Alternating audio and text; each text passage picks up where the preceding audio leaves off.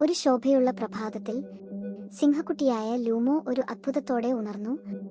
അവന്റെ ശക്തമായ ഗർജനം ഇല്ലാതായി.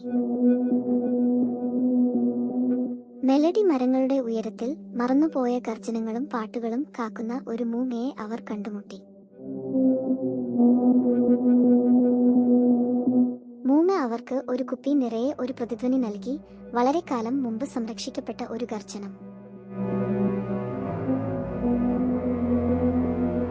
പുരാതന കല്ലുകളുടെ ഒരു വൃത്തത്തിൽ ലൂമോ പ്രതിധ്വനി പുറപ്പെടുവിച്ചു. കാത്തിരുന്നു.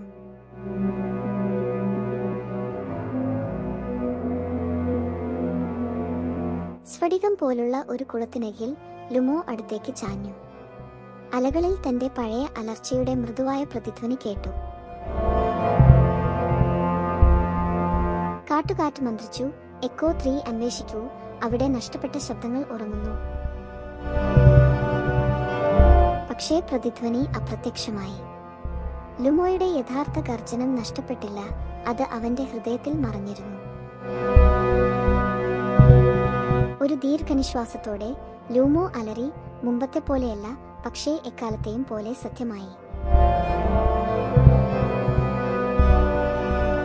അവർ നിശബ്ദമായ കാൽപ്പാടുകൾ പിന്തുടർന്ന് പായൽ നിറഞ്ഞ ഒരു പാതയിലൂടെ മന്ത്രിക്കുന്ന കാടിന്റെ ആഴങ്ങളിലേക്ക് പോയി.